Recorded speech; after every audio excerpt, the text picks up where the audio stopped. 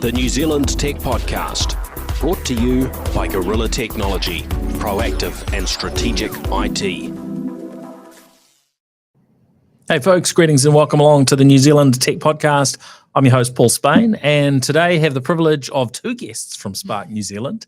We have Renee Mataparai. How are you, Renee? Good to see you again. Great, Paul. Thanks for having me again. Yeah, and for the first time, Michelle Wong. Thank you for coming on the New Zealand Tech Podcast today. Thank you for inviting me, Paul. Renee, maybe we can start with you. Just a little intro where you fit into this big wide world of tech and at Spark. Yeah, absolutely. So my role at Spark, I look after the introduction of new technology to Spark and its networks.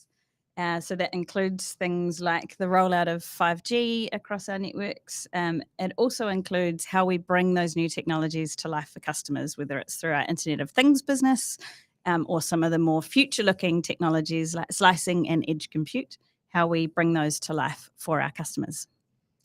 Always sounds exciting, the things that you get up to, Renee. And Michelle. Yeah, so I look after the IoT or Internet of Things team at Spark. We're a team that's focused on growing IoT adoption across Aotearoa. And we do that by providing connectivity services, but also a whole range of IoT solutions as well.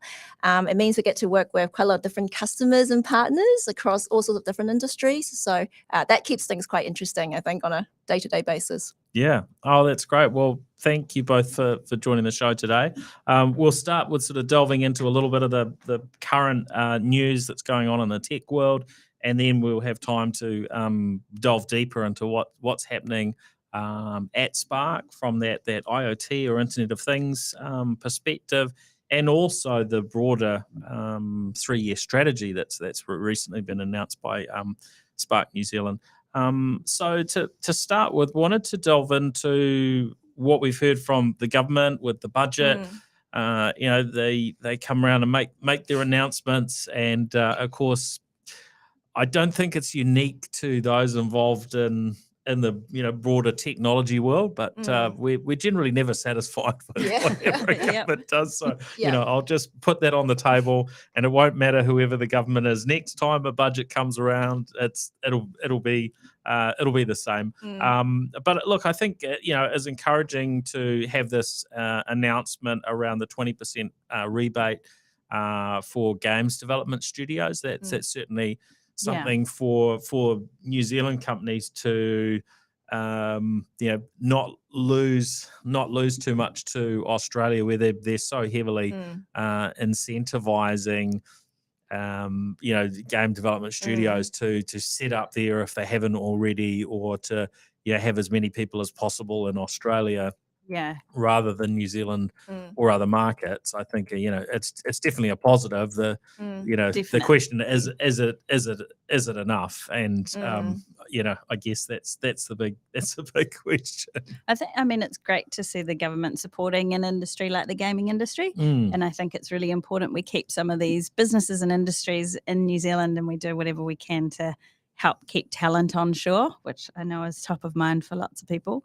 So it's a great move in the right direction, but it'll be great to see more. Yeah, and there's no denying that gaming as an industry is rapidly growing, right? I spend quite a lot of time at home negotiating with my 10-year-old, how much time he should be spending on Xbox, and, same thing with his friends and parents. So, these are the people that are going to be earning their own money and paying bills, in 10 years. So, there's no sort of denying that, that industry is going to keep growing. So the question is, how do we best leverage that, and how do we keep some of this talent in our country? And it's a mix of talent, isn't it? It's not all about the technological talent. It's that pairing of innovative thinking and technological know-how and the creative that has enabled New Zealand to be such an important part of the filmmaking sector.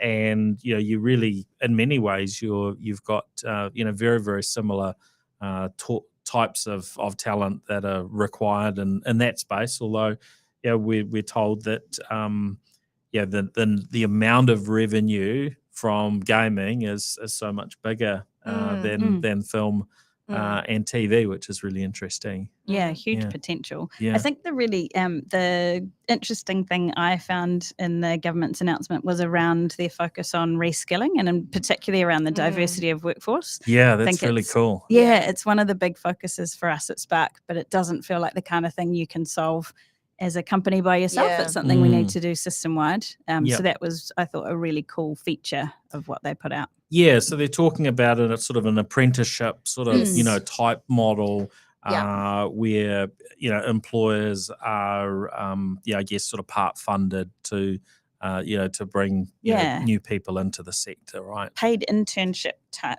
Yeah, model for yeah. particular technical skill sets. Yeah. And I think having a stronger pipeline for talent is, got to be good for the future of our tech workforce, right? Like a lot of it starts there. Yeah, actually encouraging the next generation to get interested in going into tech careers, I think, is one of the big things we all need to work out how we can do, make it as exciting as being a social media influencer.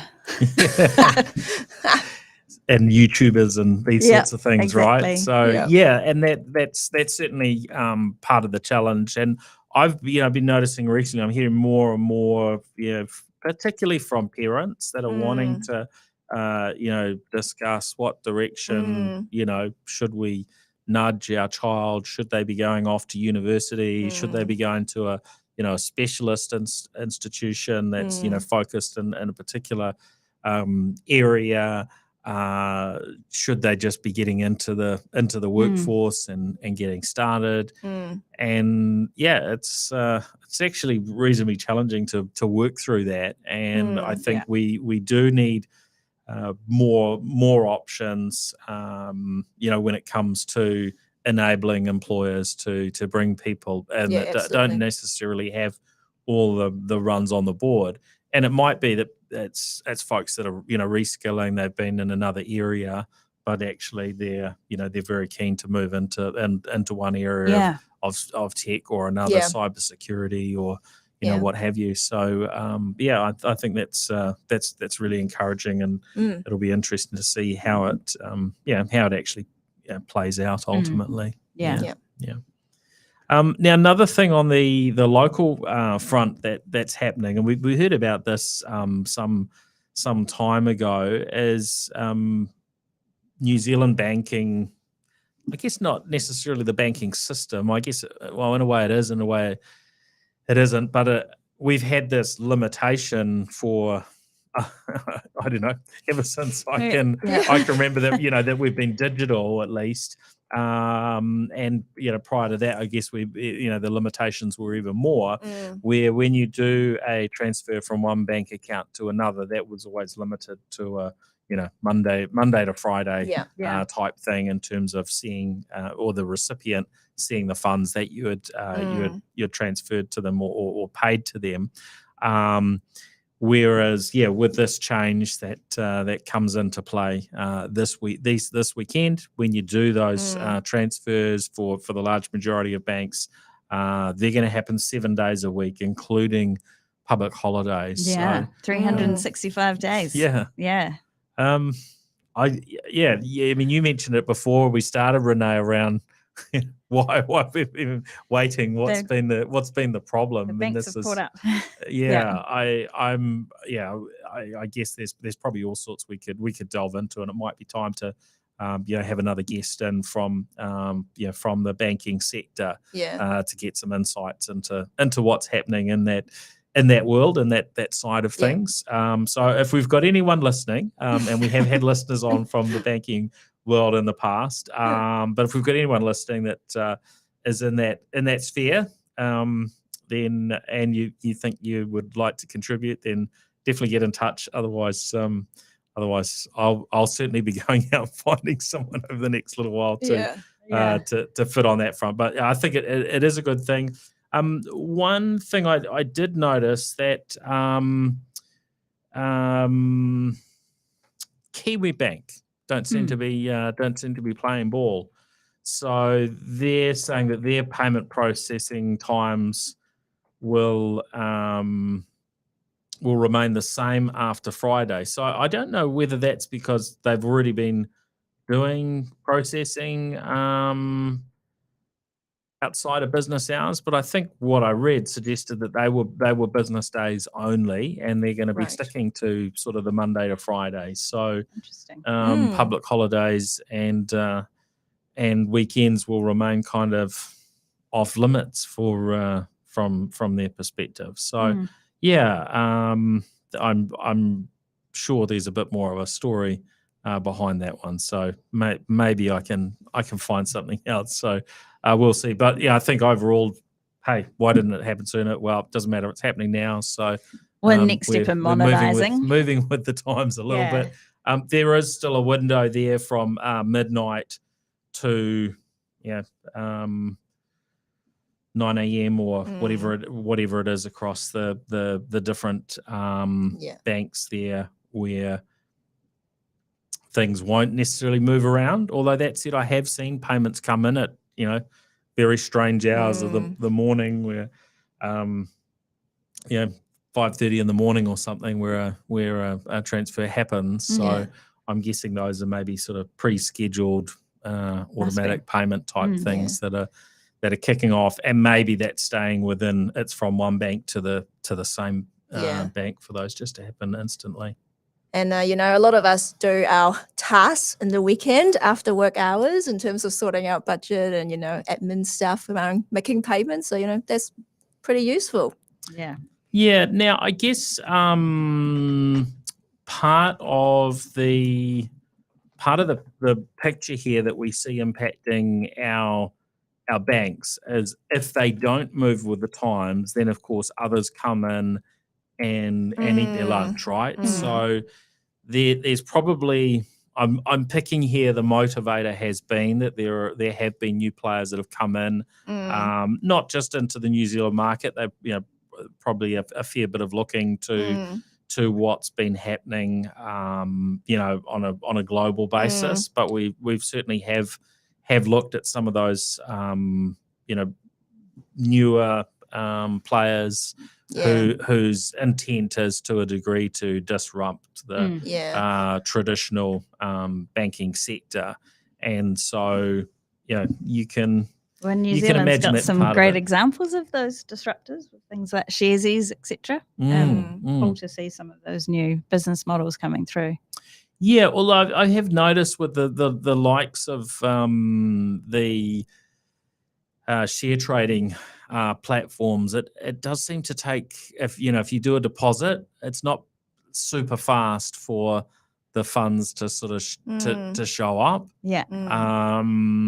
So yeah, maybe they've got a little bit of work to do in their technology systems, or maybe I don't know, maybe it suits them to delay. Maybe there's some sort of verifying the funds are really there before they go out and allow you to deposit your funds in different stocks. So that's certainly one aspect of it. But we have seen that some of these sort of new wallets, and I'm trying to remember the one of the ones that we featured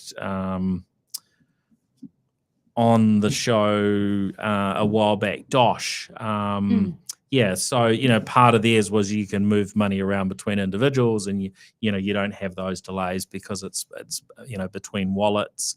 And we've also seen I guess that transfer of funds internationally, it seems to have become a lot more competitive with New Zealand banks. So therefore, the temptation to use other providers isn't as great, or at least it looks that way. So maybe I'm not sure how deeply I've gone in and looked at that, but I know when doing international transfers, there used to be I don't know what the fee was, maybe $15 or $25, fee with the bank to do it. And I'm pretty sure with ones I've done more recently, those have gone. Obviously, there are ways to make that up in terms of what the exchange rate is that they offer. But it does seem as though the banking sector isn't completely asleep on on these things, there are Yeah. moves afoot. So that's good. It's good And to see. I guess you find that across many different industries, right? In terms of players, quite often digital native players really upping the game. And I think Yep. that creates sort of new expectations as well from obviously consumers and individuals. Your expectation just raised in terms of the kind of experience you expect. And I think that's happening across not just in banking industry, but across most other industries. So I think it's a good thing for everyone. We all have to up our game a little. Yeah. Yep. And that's the nature of the environment we're in.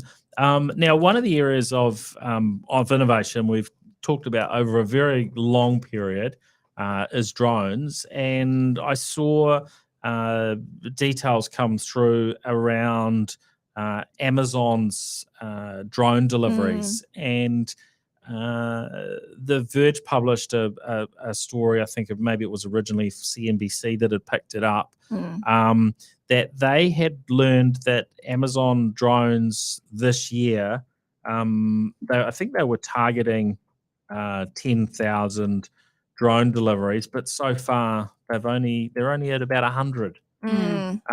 So that's quite fascinating. That they just haven't really sort of solved whatever challenges there are to start scaling it, because there's a fairly big difference between 100 and 10,000, and look, maybe that will come further down the track this year. But that sounds like a very kind of manual type of delivery if you're doing 100 deliveries in well over 100 days sort of thing. Whereas especially for an organization the size of Amazon, that's true. right? That's true. Must be just the tiniest percentage of their deliveries. They account for such a big percentage of e-commerce in the US, right? It's kind of mind-blowing. And interestingly, there are others that are making a bit more progress. Walmart apparently have completed over 6,000 deliveries across 7 states in the US. They're using a number of partners, DroneUp, Flytrex, and Zipline. So this is really interesting. One of their most common deliveries is their rotisserie chickens. Yeah, I thought that was very interesting. So you're sitting at home wondering what to cook, and you can why not get a roast chicken? Fire up the Walmart app and say, bring a roast chicken over, and there's some of your meal prep done for you. Uber Eats. But I mean that sort of makes some sense for something like that. If you've got a drone that can carry a reasonable amount of weight, it sounds pretty handy. I think a lot of it comes down to the regulatory environment around how space is treated and how and where the drones can fly, right, for how much it'll be able to scale. So I think it'll be an interesting space to watch. I can't imagine it taking off, pardon the pun, too quickly. But definitely an interesting area. Yeah, and look, I think it is fascinating just to watch these things that seem to make a reasonable amount of sense. Obviously, there's challenges, from a regulatory perspective, which are usually going to be tied up to safety, really more than anything else. And you think, well, hold on, these things have been under development for a fairly long period of time. Surely either they give up and decide we can't do it, or they find a solution. But there's a level here of the autonomy piece, right, which crosses over into autonomous vehicles as well. And from the outside with look, putting something up in the air must be so much easier than driving on a road. But I guess actually you've got another axis and a way to deal with, because the vehicle the vehicle's going up and down, 3 and directions you don't rather want to than 2. flying over an individual and then dropping something on their head and so on. So I guess it's another one of those hard problems, but I think it will be solved. How it's solved and how it ultimately lands, whether we end up with lots of small buzzing drones flying around, which Mm. probably we're mostly not super keen on. Yeah. Other Yeah. than when you're at the receiving end and you're like, yes, I'd like my delivery and I'd tighten like it up. right now, thank you. Yeah. But yeah, so what the mix is of where drones end up getting, Yeah. Yeah. getting that big adoption. I mean, we're sort of looking at it in a broader category of remote operation vehicles. And so whether that's autonomous vehicles, whether it's drones, whether it's remote delivery bots on a campus, actually those are one of the classes of things that we see being connected much more frequently in the future. And I believe that it'll come down to the platforms that they sit on that manage and control their actions over time. Yeah, we have seen, probably just about everybody has seen an image of the Domino's driverless, well, probably the drones, but also the driverless vehicle. And the robotic dog delivery. as well. Yes, there's a few of these things. Now, for those that haven't caught it, I did an interview last year with the Kiwi co-founder of Neuro. Neuro is a Silicon Valley company that's heavily into the robotics, and those images that probably all of us have seen of the vehicle that drops off pizzas and other things. That is, as I think, a Neuro vehicle. Cool. So for those that are interested, we had a chat, really good chat with Dave Ferguson, Kiwi up there in the valley, and they've done really, really well. I think over $2 billion US dollars of venture capital sort of funding to date, and I'm sure they're continuing to make progress, and one day in the future we will start seeing either these things running around the streets delivering pizza and groceries and things when we're unable or unwilling to leave the house. We'll never have to leave our house again. Yes, I think there's some movies about that, and I'm not sure how well that plays out if we get to that that state. But anyway, moving on, I think we should. And at the beginning, I forgot to give the a thank you to our show partners. I just realised. I think I got stuck into talking somewhere else. I think I did. So I'm going to just cover it off. So a big thank you to all our show partners, which includes Spark NZ. So thank you, Spark. Also 2 Degrees, 1NZ, HP, and Gorilla Technology. Now, time to delve into what's happening in the big world of Spark. Where shall we start? I think maybe a little bit around the new 3-year strategy, Renee. Yeah, sure. So for anyone who hasn't heard, we recently announced our upcoming 3-year strategy. So we're just coming to the end of the last 3-year strategy. I think relevant for this podcast, there's a real focus for Spark in the coming 3 years around how some of these high-tech solutions and how the convergence of technology will come together to enable high-tech solutions.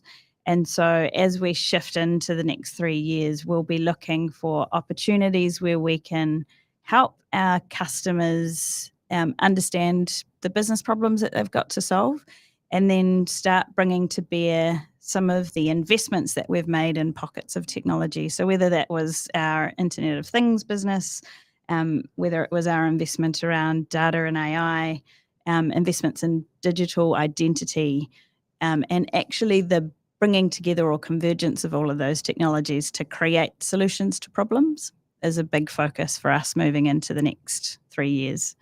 Underpinning that as well, as we see an evolution in technology as we move from our current 5G network, which is in a configuration called non-standalone, a bit technical, but it effectively uses some of the 4G network as its base. As we move into what's called 5G standalone, which now shifts to a 5G core or 5G brain, essentially, we start to unlock some of the future technologies that 5G always promised it would deliver. So things that I mentioned at the start of the podcast around network slicing, where you can create slices of the network that you can tune perfectly to a particular use case. So you could tune a slice that was perfectly suited to gaming, as an example. You could tune a slice that was perfectly suited to public safety and high resilience and redundancy. But you could also tune a slice that was a private network for an organization or enterprise. So using some of these new technologies, rather than coming at it from the technology first, we really want to flip that around and come from the customer back. Focus and understand what customers need and what the problems are for New Zealand to drive productivity, sustainability, and then how can we help to bring these technologies to help solve problems. Now, one thing that a lot of people will have been aware of and curious about was Spark Sport. That's all kind of, finished up.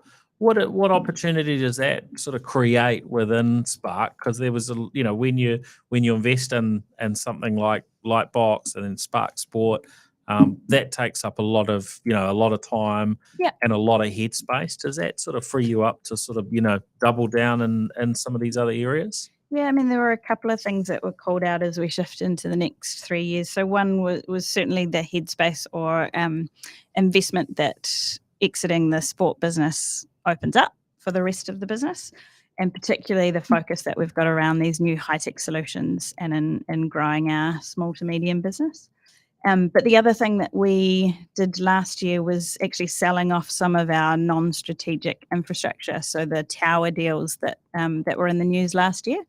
And what that did was it really identified that our cell sites, or the poles that make up the cell sites, weren't strategically important to Spark. And so we were able to sell those to an infrastructure provider who's best placed to make sure that they are managed and maintained in the best way. And that then gave a whole lot of proceeds, which have been tagged as growth investment for Spark moving forward. So I think one of the really exciting things through this next 3-year strategy is actually where you'll see us pointing that focus and money investment so that we can help build out new solutions for Aotearoa. Where are those? Where are the areas that are most important to focus on for Spark? I think that's a very broad question. I think for us, it is working closely with our business customers firstly. So we have a big focus with these new technologies on how we can enable enterprises across New Zealand. We will still have a heavy focus around making sure that we're best in class for mobile and broadband, but actually see quite a lot of the value and the new technology development that will come through these technologies and sitting in that enterprise space. And for us, rather than taking or seeing a specific vertical as being a priority or focus area, for us it's about how do we help businesses to digitally transform? How do we help businesses to understand how they can become more productive? New Zealand's got a challenge around productivity, so what role can Spark play in helping businesses become more productive and also more sustainable? So the report that came out last year was looking at actually what impact can technology companies do in enabling other businesses to be more sustainable. It's not necessarily our own business that we can make big sustainability gains, but actually we can have a big impact on how all of New Zealand businesses can be more sustainable. So those are really the lenses for us. Yeah, because I think we will often sort of look at our kind of big winners in the tech sector, and we might look at, say, a Xero or a Pushpay or another firm that's been really innovative and really successful on the global stage. But when we step back and look at the overall productivity and our overall success, it seems like we're a bit behind the 8 ball in this country, even though we know we've got incredible talent and we often innovate really well in particular areas. And it's certainly something which I guess to a degree frustrates me that why can't we address this? And I guess it's it's something, that takes a lot of us to be able to focus on and to look at, well, how do we change how we help New Yeah. Zealand's organisations to improve? And I think some of it is a mindset thing of actually understanding Yeah.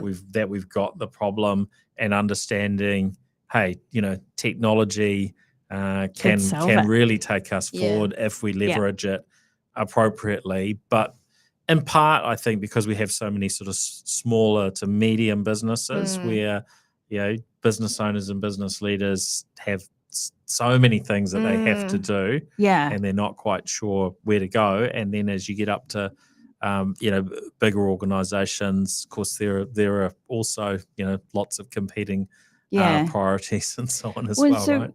we find that it works best to actually get on the ground and talking to our customers. So Michelle can talk to it more, but we've got our Spark Innovation Studio, which is a collaboration space where we invite customers in to actually work on what are the problems that they're facing, and then how can we help them build their business case essentially for investing in technology.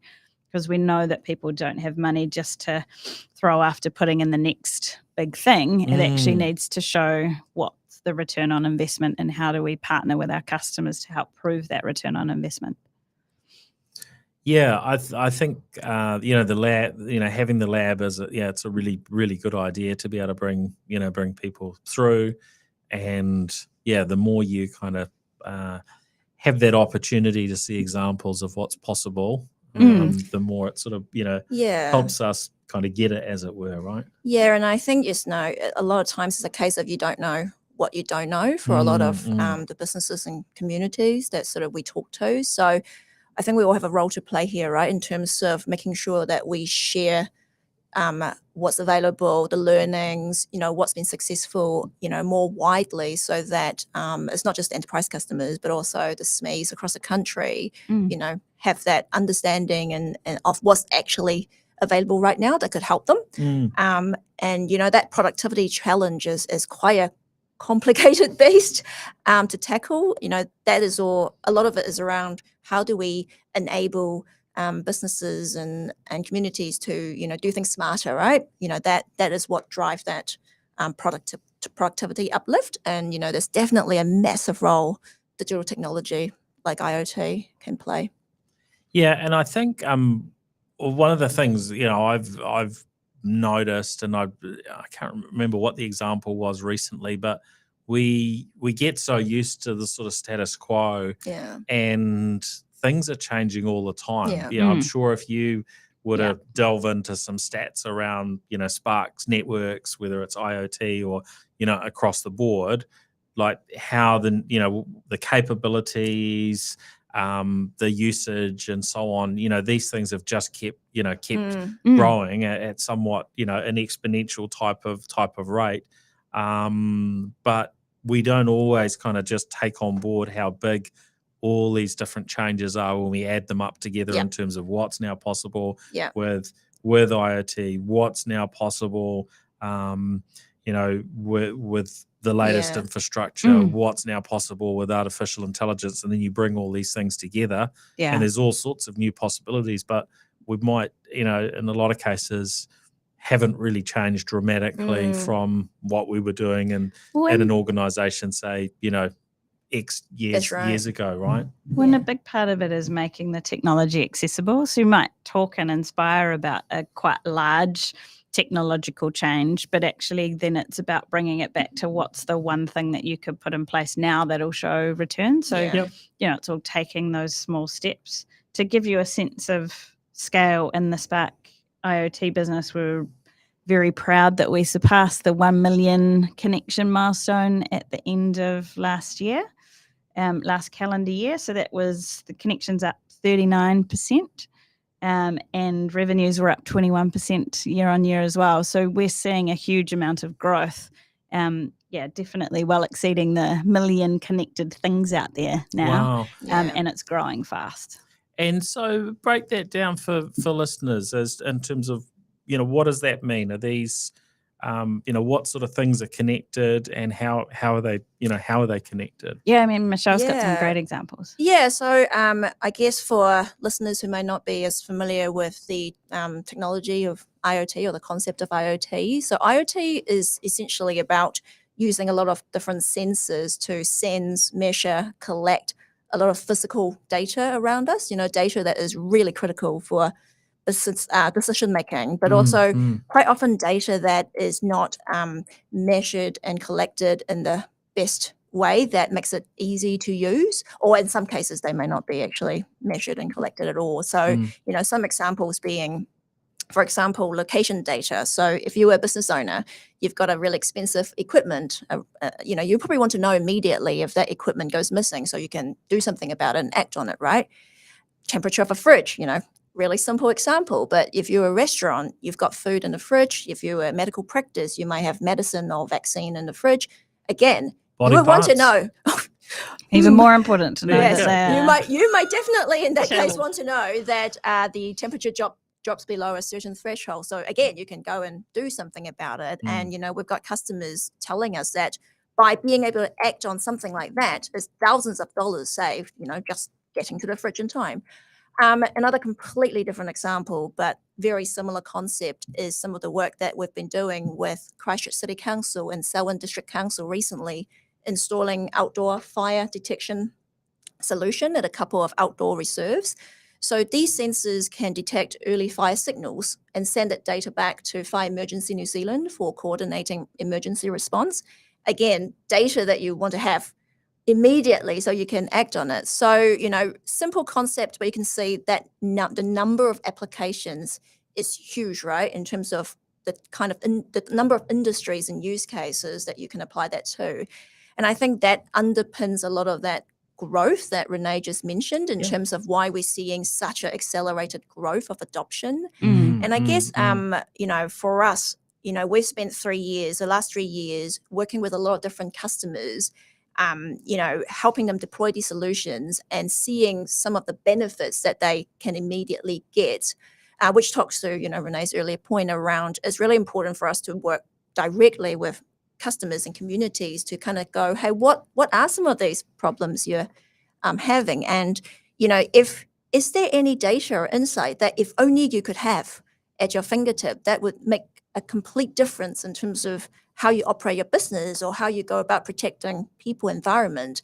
And I think the really exciting thing is once you can service up some of this data, like there is a lot of people with a lot of creativity and, they could do a lot with this data that we may not even be able to, dream of just yet. Like the fire detection solution that I just spoke of. So that comes with a app that you can download. So anyone in the public can download the app where you can see the environmental data that is recorded by the sensor. So things like, weather condition, pollen count.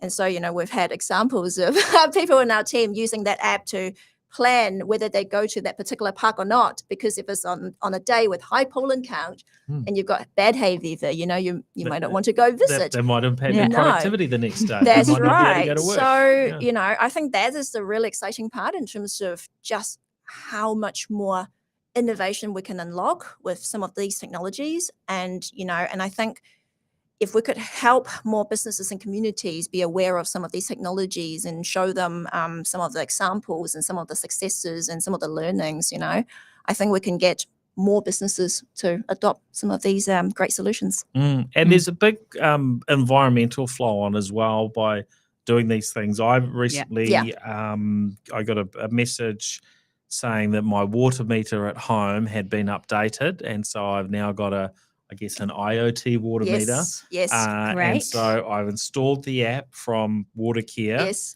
And so now I'm able to track that daily water usage. And I was talking to somebody about it the other day, and they said, that doesn't really matter, Paul. It's not costing you that much in a year. And I said, well, it does, because it gives that visibility. Yes. Then you can potentially sort of start gamifying it within the family. That is such a good example. Look, what could we do to bring down our water usage? And if if people get involved in this, yes, it might not be directly a financial thing, but I think It's gotta be good for the planet as well, though, we all right? want a good outcome, Yeah. right? We don't Yeah. want to be having to, spending whatever it is, billions of dollars to put in new water systems and Yeah. so on. So if we use these tools and technologies, Absolutely. and obviously that's just one very, very sort of small use case. But if we use these things well, then they can, Yeah. they can help us. And once you open Yeah. up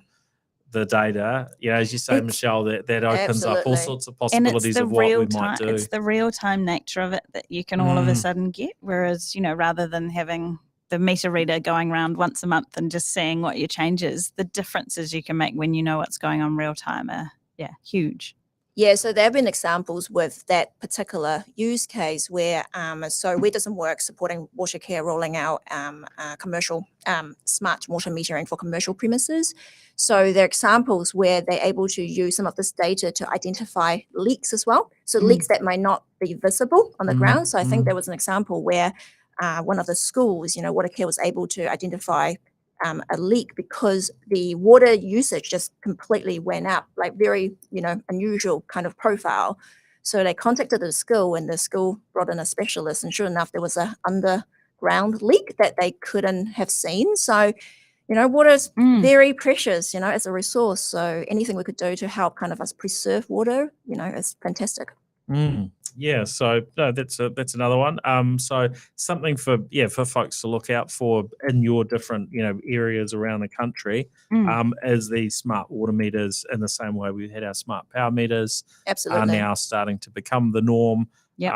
But if you don't do anything about it, you're not tapping into the data and so on that's available. Yeah. And I'm sure some people have some all sorts of smart ideas on what else can be done with that data. But a Absolutely. good start, install the app if there's one available. Yeah. Absolutely. I'm just curious if either of you had the smart water meter installed at home yet, or am I one of the haven't, lucky but ones? I'm No, me jealous. neither. Not yet. Okay. Oh, that's nice. Thank you, Watercare. You're special for doing that. Have you changed anything in terms of what you do at home? I have been taking a little bit more notice because once I got the data, Yeah, and you kind of see what even you've seen. you start having these discussions around. Oh, actually, now that we can see these results, can we make sure that the taps are not left running? Yeah. And so on, and there's all sorts of discussions around flushing toilets and so on that Who's having the longest shower? haven't got to. Yeah. The longest shower is definitely yes, as one of those ones of can you gamify that down to the shortest shower? There's sort of pros and cons of these things. I'm curious. So right? how often do you actually look at it and check water usage? I looked initially when I first got it, and then I probably every couple of weeks or so since is just have a little bit of a look. But I guess potentially these things could be, and this is where sort of the innovative thinking comes through, is okay, what do we do with that? Do we sort of is there a way that you can I don't know crowd share data, compete against other people, or I mean, if nothing else, it's just sort of competing against yourself and thinking around, well, what can we do to make a difference? And look, when I don't think in a position right now as to where we were not so long ago, where it was like, there's not enough water to go around Auckland potentially and so on, as the reservoirs were running dry. I mean, at that time it would have been extra helpful. But I think the benefits still exist there for sure. But if you could start sort of sharing data in different ways, and I don't know, one community versus another, I don't know. I don't know quite how you would do that, but like the future of Top Town. then you want the sort of meter within your home so you can work out, okay,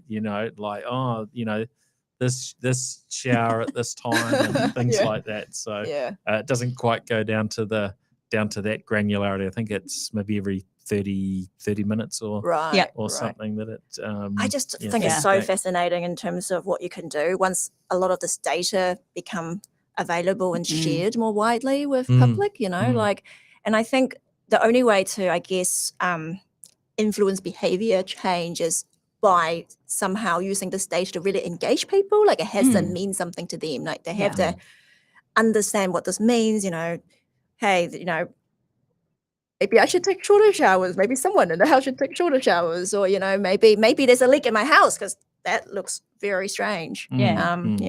I think that's a really important point. A lot of the stuff that we're doing at the moment is surfacing the data, but you get the value when you take action from the data. And so that's really where we see the next evolution of this going, is how do we take actions? Yeah. And I guess, we do have to think about data privacy and some of these other aspects. I think, probably most Kiwis wouldn't be super comfortable if next minute we've got some sort of social scoring system and it's like, oh, your shower was too long, so sorry, you got to walk to work today. You're not allowed on the bus or something, right? It's so we'll have to keep a bit of balance around how the data moves around and what it gets used for, right? Goes hand in hand with strict sort of data privacy policies and processes that we all need to adhere to. Yeah. And I think what is good is seeing the data being shared for public good, for things like in the forests, where actually if we're capturing data about weather conditions that's in a public area, then why not make that available to the public? Because there's more good that you can get out of it. Yeah, definitely. And I guess that's where it will vary as to what should happen with the data. Yeah. Yep, absolutely. That's good. Anything else that we should delve into, IoT or otherwise? Because there's a lot going on with it. But actually, you must answer the question. Satellites. What's happening with satellites? Because we had a few announcements. Apple. Yep, well, probably everybody Apple... except for there's not been silence from Spark because I think there's been an indication that that something's happening in terms of satellite to mobile. Where do you see that sort of playing out over the next couple of years or so? We see satellite as playing a key role for New Zealand's communications infrastructure going forward, certainly. I think we see opportunities in quite a few different spaces where we can use satellite. We work with satellite companies already today in supporting some of their ground operations in New Zealand. We are looking into solutions where we might use satellite for business, have a business offering that would leverage satellite to provide connectivity in the instance where their primary services go down. So as a backup service and from a resiliency perspective. And actually going back to Cyclone Gabriel, we deployed a number of units that leverage satellite backhaul connected to a small cell to provide emergency coverage. And so we've still got those in our back pocket for those sorts of situations. And did that work pretty well, being able to, tag a cell site or at least a small cell, onto Starlink or what have you to get connectivity back up and running? I think it got a base level of connectivity to some specific areas, but I mean that effort was a whole picture of which that was just one little piece. I think the satellite backhaul for businesses will be a great option for things like to keep ATMs running and that kind of thing. That was definitely one of the pain points that came through.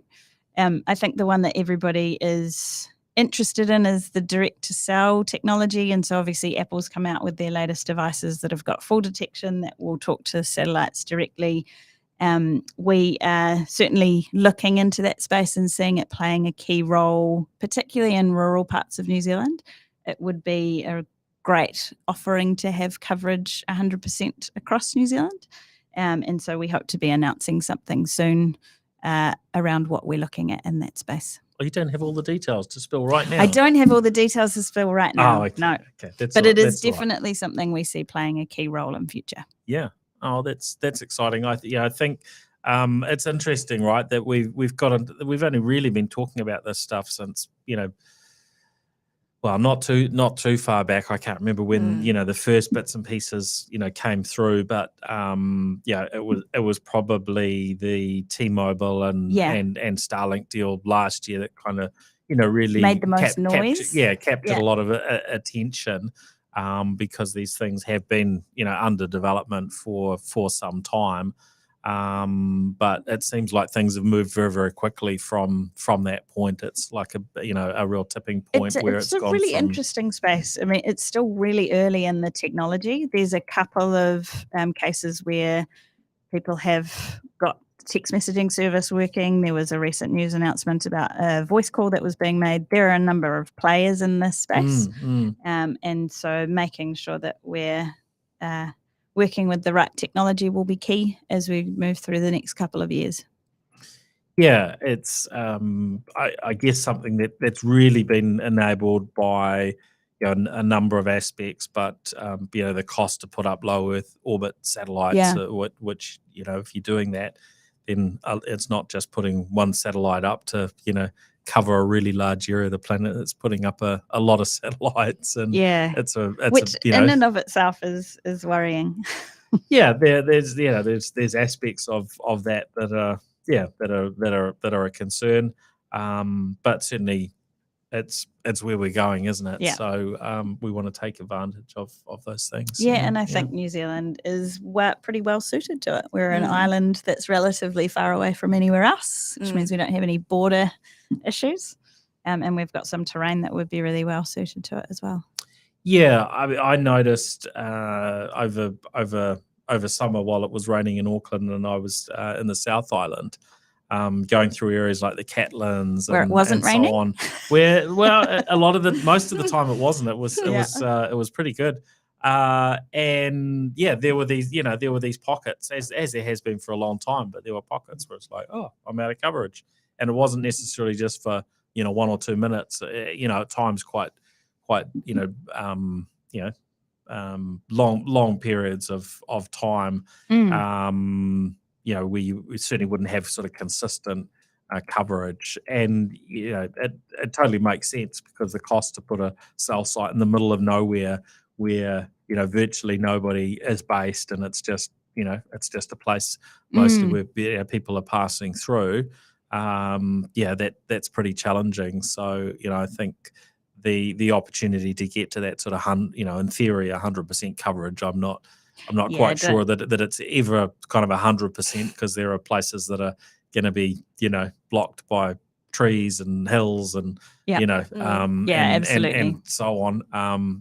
There's caves, but to a position where we have that next level of coverage is it's pretty exciting, I think, especially for those that like to go on crazy adventures and crazy places, which is New Zealand's known for, right? From a health and safety perspective, just having that level of comfort. Yeah.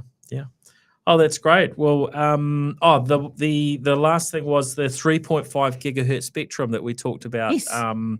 That was announced, recently, that has been, kind of dished out, and some funds and so on, from a government perspective. Maybe you can, talk to the role that you see that, that playing in terms of the next phase of things with 5G, and how that fits together for Spark, and I guess the rural connectivity group which you're part of. Yeah, I think that we were really excited once we were able to put that announcement out. It's been a conversation point for quite a long time. And we've all been operating on temporary short-term spectrum. So it was fantastic just to get the level of certainty that we would know exactly how much spectrum we would have and for how long, and help support, I suppose, over and above the money that we've committed to invest as part of the spectrum, but actually give us the certainty to be able to roll out 5G across Aotearoa. I think the great thing about the way the allocation worked was the direct allocation method being focused around how we made sure that we would get 5G coverage and this enabling technology into other parts of New Zealand, rather than just it being focused on the urban centres. And so the mix of investment into the rural connectivity group to increase the work they're doing around mobile black spots, etc., aligned with investment into network infrastructure in small towns across Aotearoa, was just a really nice mix.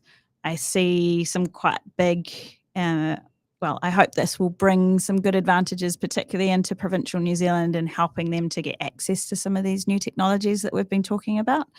And, we see a lot of opportunity in the agriculture space in more rural New Zealand and taking advantage of these new technologies. And you need C-band 5G to be able to do that. So this will really help to up the service availability across Aotearoa. So I think it was a great outcome overall. Yep. We've got, probably a range of areas around the country where folks have chosen maybe to put satellite, Starlink type connections to get connectivity. Where maybe in the past they'd used other sort of locally available options, and I guess from my sort of selfish being a Kiwi perspective, I would prefer that we all had a local option from a local telco that's competitive. Is this going to help from that perspective where there's going to be better options for folks that are in rural locations and maybe don't need to lean towards the satellite options as much as some have? So it will in some cases. There'll always be different addressable parts of New Zealand that we won't quite get to. But I think what this does and what the funding that the government's put into Crown infrastructure partners that we're helping or working with to do a whole lot of rural capacity upgrades. So those two programs together are just going to make particularly wireless broadband a real option for lots of New Zealanders.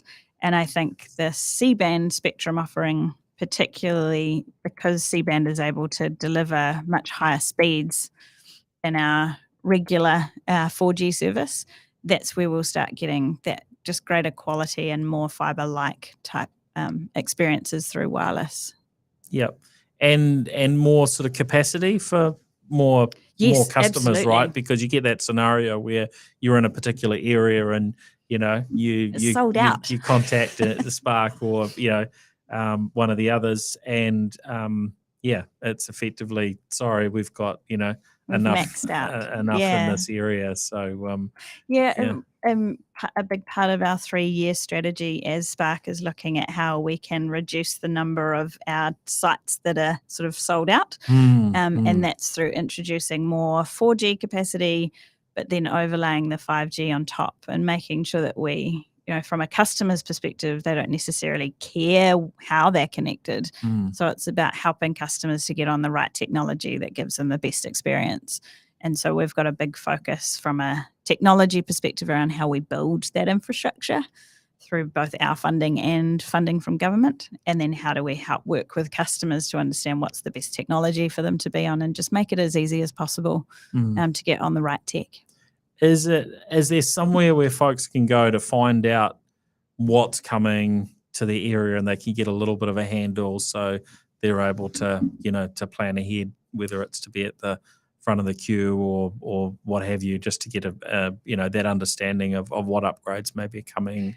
We don't publicise what upgrades are coming at the moment, but generally we communicate that through our channels. So our Spark stores and the business hubs will have line of sight to what's coming in the region. So we don't have it publicly on the website, but we do share that with our teams internally. Okay. All right. Well, thank you both for joining the show today. That's really appreciated. Thanks for having us. Yeah. Well, thanks everyone for listening in to the New Zealand Tech Podcast again this week. And a big thank you to our show partners, Gorilla Technology, HP, Spark NZ, 2 Degrees, and 1NZ. All right, we'll catch you on the next episode. See ya. The New Zealand Tech Podcast, brought to you by Gorilla Technology, proactive and strategic IT.